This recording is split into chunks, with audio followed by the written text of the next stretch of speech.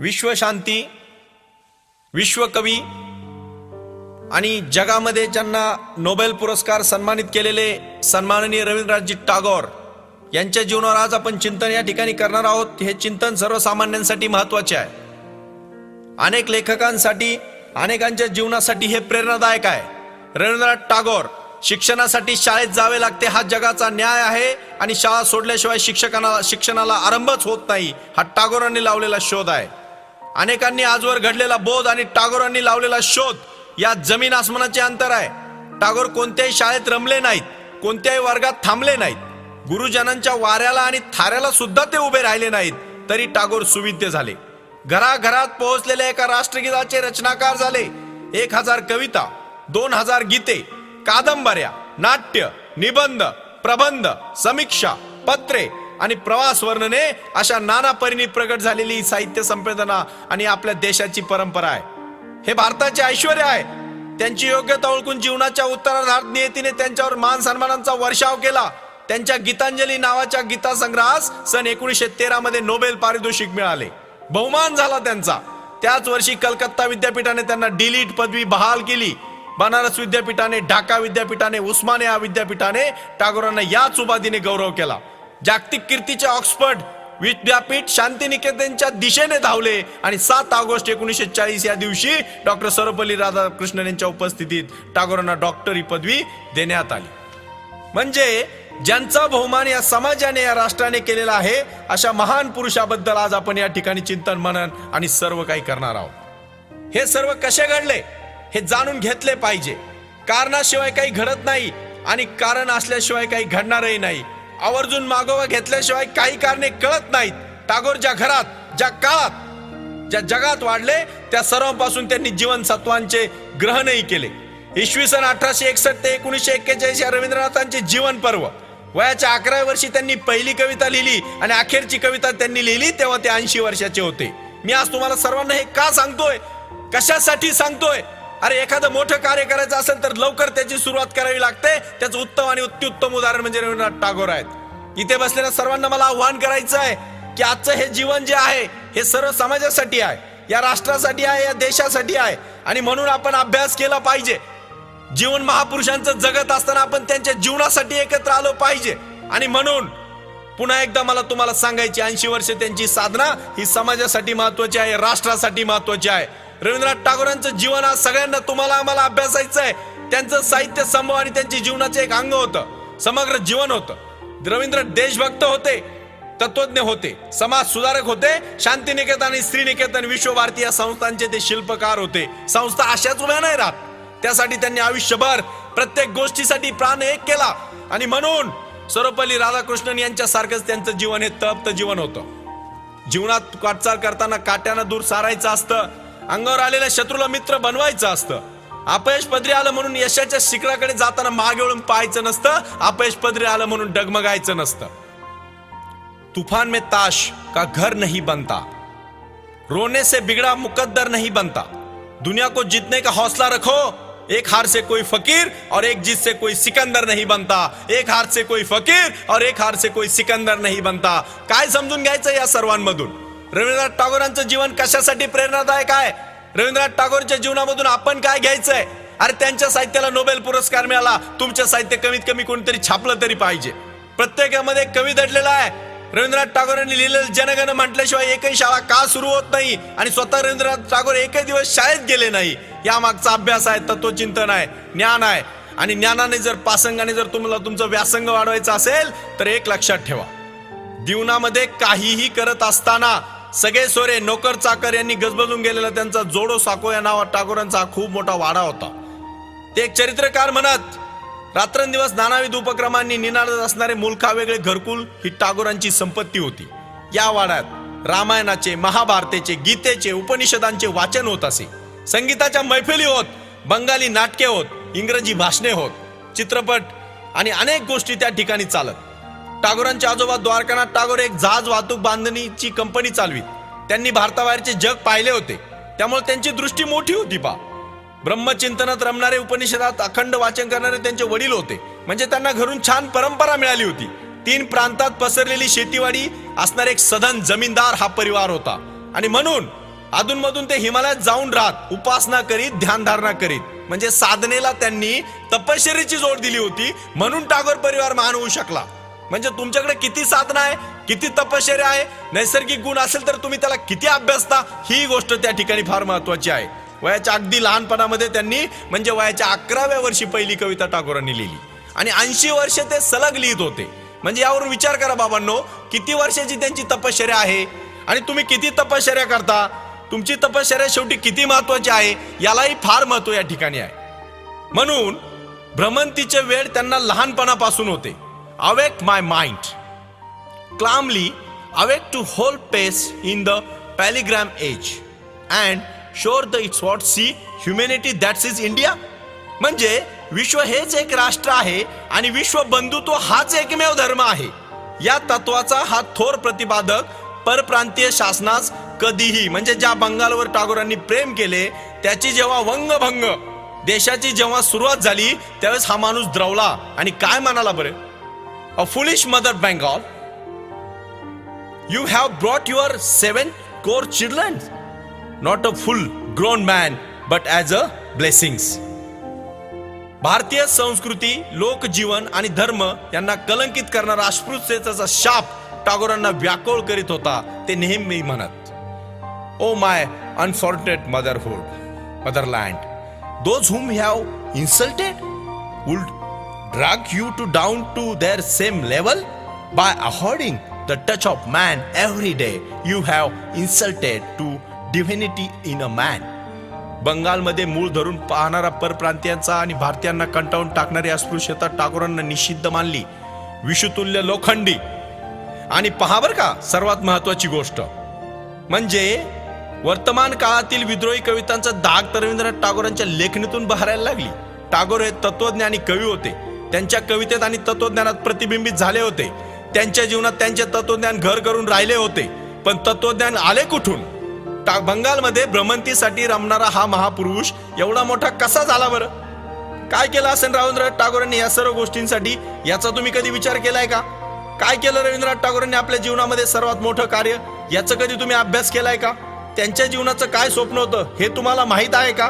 कधीतरी तुम्ही स्वतःला प्रश्न विचारता का हो, ही मोठी माणसं का मोठी होतात, कशी मोठी होतात? किती जणांनी याचं चिंतन केलं इथं बसलेल्यांपैकी? मला सांगा, किती जणांनी अभ्यास केला या गोष्टींचा की एक माणूस त्याच्या आयुष्यामध्ये मोठा कसा होऊ शकतो? किती जणांचा विचार आहे याच्यावर पॉझिटिव्ह? मला इथे उत्तर हवंय. इथे मला एकच गोष्ट विचारायची की तुमच्या जीवनाचं निश्चित ध्येय काय आहे? टागोरांनी आपल्या जीवनाचं निश्चित ध्येय काय ठरवलं होतं आणि त्यामध्ये त्यांनी कशा पद्धतीने अभ्यास करून आपलं जीवन घडवलेलं आहे? म्हणून पावर का, टागोर हे तत्वज्ञ होते. त्यांच्या कवितेत त्यांच्या जीवनात त्यांचे प्रतिबिंब दिसत होते. बंगालमध्ये भ्रमंतीत रमणारा आणि गात गात पुढे राहत जाणारा बाऊल या नावाचा लोककवींचा वर्ग होता. मनुष्य गौरवात धर्माचे सार शोधणारा हा बंगाली वासुदेव अंगणा प्रांगणात नाचत गात, मागे गीते म्हणत आणि एक संदेश ठेवून जात. टागोरांनी बालपणी हे लोकगीते पाठ केली, वारंवार म्हटली, वेळेअवेळी आवडली, आठवली आणि त्याचं चिंतन मनन ते सदैव करत राहिले. निरक्षर कवीचे अक्षर वाङ्मय हे रवींद्रनाथ प्रतिभेचे अन्न झाले. एक कवी देवाला आवळताना म्हणतो, ही मंदिरे आणि ही मशिदी हे तुझ्या मार्गाचे अडथळे आहेत. या पंडितांना आणि पुरोहितांना गलबला तुझ्या जीवनात अडथळा आहे. आणि म्हणून रवींद्रनाथांनी प्रतिभेची तार छेडली, तिच्यातून नवी कंपनी निर्माण होत गेली. लोककवीप्रमाणेच वैष्णव कवींनी रवींद्रनाथांची काही काळ वेळ लावले. या मागोमाग भग भाऊ पहा पुढे नीट. महत्वाचा मुद्दा नीट ऐका आणि इथे जीवनामध्ये तुम्ही समजून घ्या की माणसाकडे ज्ञान म्हणजे फक्त त्याचं पुस्तकी ज्ञान नसून त्याची नैसर्गिक प्रतिभा सुद्धा त्याच्यासाठी खूप महत्वाची आहे. आणि ती प्रतिभा आली कुठून? नीट लक्षात घ्या. वाल्मिकी, कालिदास, जयदेव या जीवनामध्ये काय काय केले या लोकांनी? लोकगीतांची जागृती केली, उपनिषदात संस्कारित केली, धम्मपदांचा परापर्श त्यांनी अभ्यासला, कबीरामुळे भाव निर्भर झालेली, कालिदासांचे लेखन लावण्य लाभलेली, रवींद्रनाथांची प्रतिभा भारतीय प्रतिमेस एक उजळून टाकणारी प्रतिमा ठरली. टागोर जीवनाचे उपासक होते. जीवन हेच त्यांचे दैवत होते. राम, कृष्ण, ब्रह्म, हरी, अल्लाह, गॉड या पारंपरिक शब्दसंहितेचा त्याग करून जीवन देवता हे नवीन नाव आपल्या उपास्य देवतेसाठी निवडले. परमेश्वर म्हणजे तरी काय हो? आपले अपूर्णत्व असह्य झाल्यामुळे मनात आणि जीवनात आकारास येणारी परिपूर्णतेची प्रतिमा. In English I tell you, maybe I am something is changes is difficult for me, but I change everything is here because God is the primary datum of experience. We feel God as we feel light. ईश्वरत्वाचा आपणास सहज स्पर्श घडतो. समाजाशिवाय सहज प्रबोधन घडते. या जगात जे जे काय आहे ते असहजपणे घडू शकते का हो? देव म्हणजे पहा बर का, घरटे तूच, पक्षी पण तूच आणि आकाश पण तूच, एकच एक चेतना नाना रूपांनी नटली आहे. अशा स्थितीत परमेश्वर प्राप्तीसाठी दूर जाण्याची काय गरज आहे? परमेश्वर प्राप्तीसाठी प्रयत्नातून जो पलायनवाद वाढीस लागतो ना, त्याला जीवनाची अपार हानी होते. पा गुरुदेव म्हणतात, हे मंदिरात बसणे, डोळे मिटून घेणे, जपमाळ ओढत राहणे सोडून द्यावं. देव खडी फोडणाऱ्यांच्या घामात आहे, श्रमिकांच्या कामात आहे, शेतकऱ्यांच्या सावलीत आहे. त्याच्या अंगाचे वस्त्र धुळीने माखलेले आहेत, घामाने चिंब झाले आहेत. हे जग सुंदर करण्यासाठी ते लोक प्रयत्न करत आहेत, प्रार्थना करत आहेत. प्रसन्नतेशिवाय प्रसाद नाही, आर्तते वाचून आरती नाही, पूज्यते वाचून पूजा नाही. टागोरांनी मान्यवाद आणि त्यांना अजिबातही मान्य नव्हता. पा ते नेहमी म्हणत, मायावाद हा मला मान्य नाही. मुक्ती आणि मोक्ष या जीवनाच्या परिणाम प्रतारणेत नाहीत, एकांतात आणि विभक्तेत नाहीत, ते आहेत समर्पणात. प्रथम लीन व्हा, मग विलीन व्हा, मग एकरूप व्हा. हा जीवन सहज नियम त्यांनी लोकांना सांगितला. म्हणजे गीतांजलीतील प्रत्येक गीत हे टागोरांच्या जीवनाचे एक दर्शनाचे पान आहे. रवींद्रनाथ आपल्या जीवनात म्हणत, ते नेहमी म्हणाले, पा जडाविरुद्ध चैतन्य आणि दैताविरुद्ध अद्वैत सर्व विश्वाची एक लेकरे आहेत. आत्मप्रगटीकरणात आनंद मानणारे, ज्ञान स्वरूप आणि भाव स्वरूप जीवन जगणारे, क्रियारूप जीवन जगणारे. म्हणजे रवींद्रनाथ टागोर हे आयुष्यभर क्रियारूप जीवन जगले. कसे रूप जगले? क्रिया म्हणजे काय हो? तुकोबांनी सांगितलेलं तुम्हाला आठवतंय का? क्रियेविना वाचाता व्यर्थ आहे.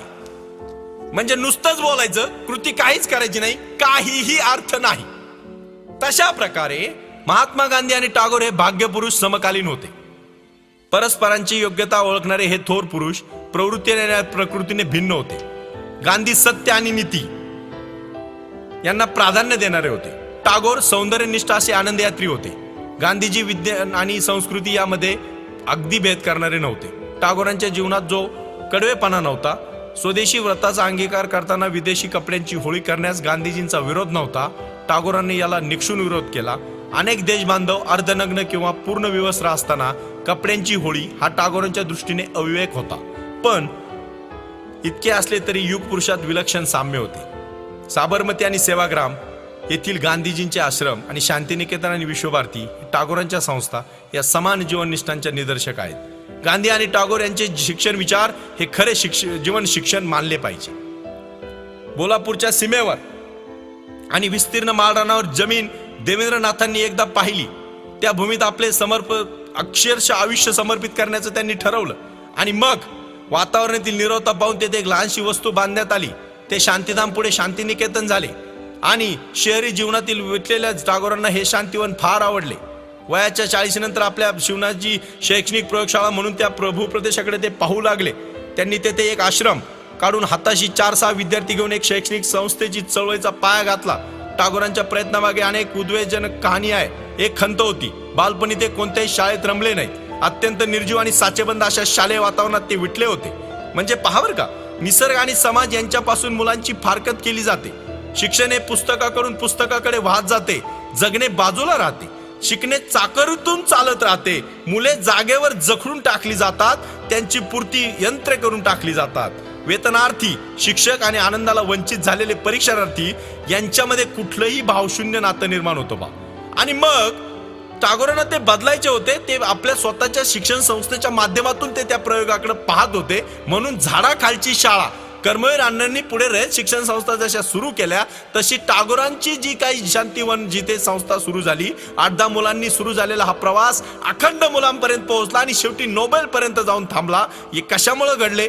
टागोरांमधील शांतिनिकेतनचा त्यांचा जो विचार होता, ती शांतीचं निकेतन म्हणजे हे काय होतं? ही जीवनाची एक परंपरा होती.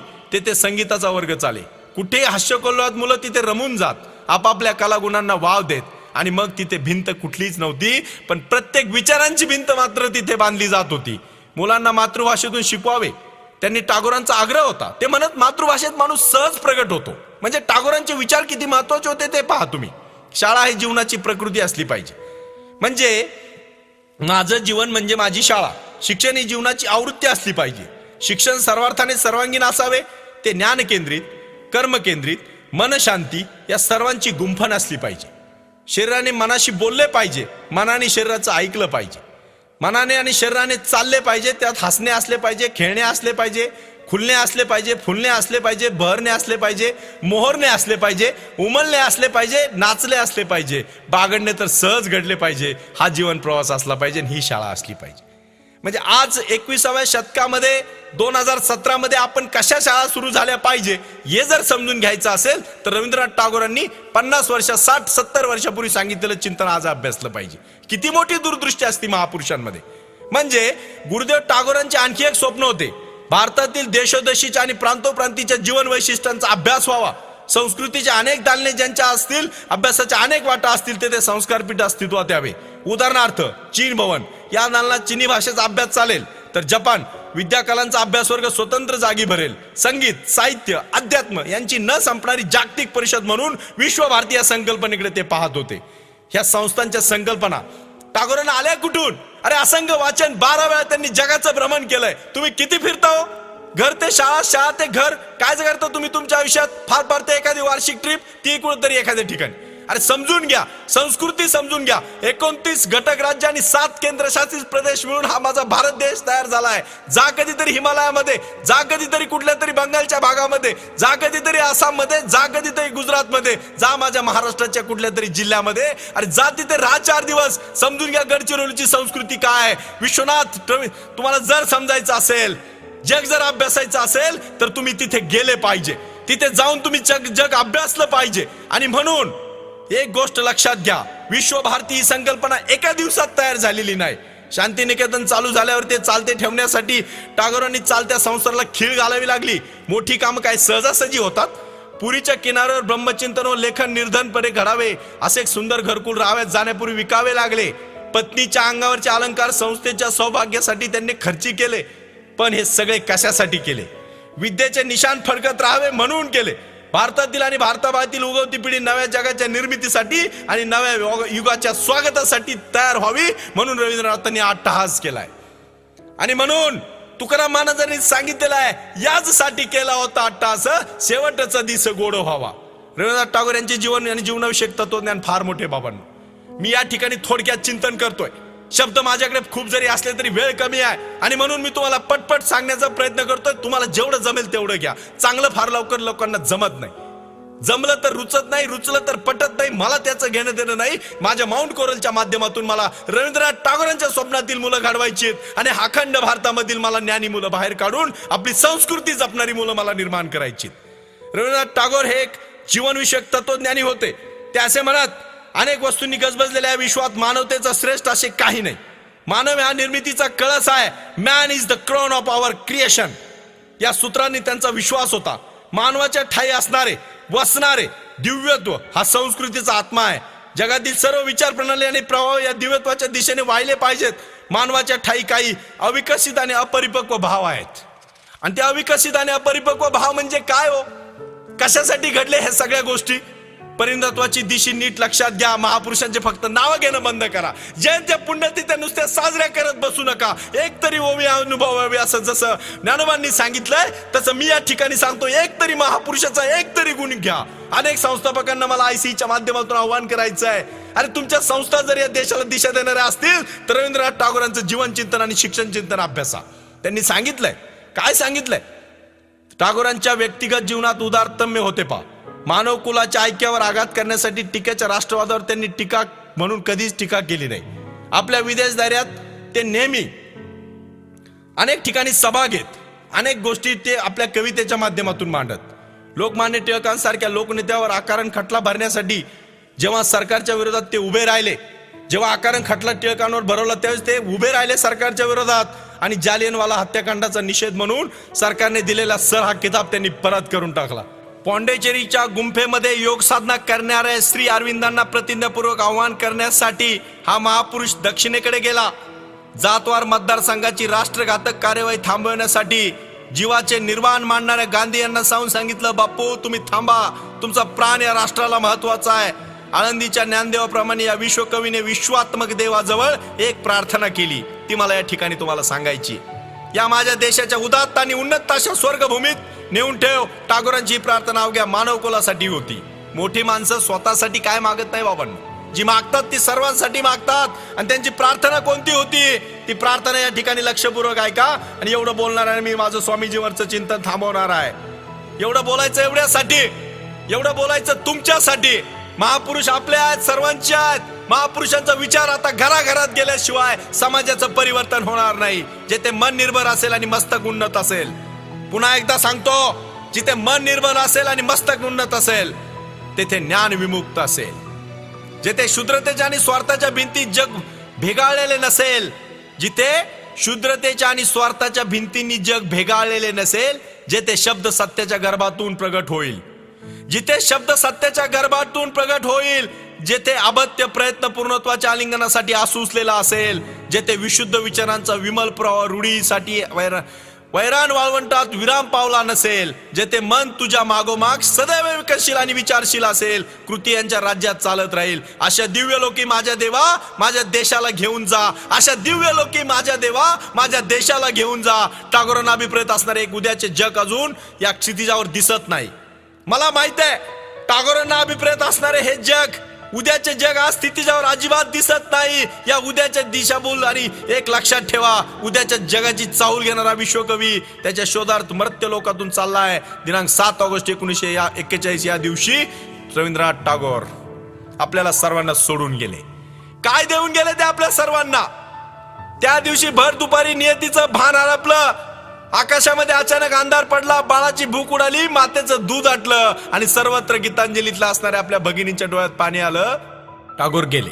आपल्या सर्वांना काय देऊन गेले? तर गीतांजली आणि विश्वशांती या 2 संस्था देऊन गेले. आपण सर्वांनी त्याची आराधना करावी. एवढं बोलतो आणि थांबतो. धन्यवाद. Please share and like this video and subscribe our YouTube channel. Thank you.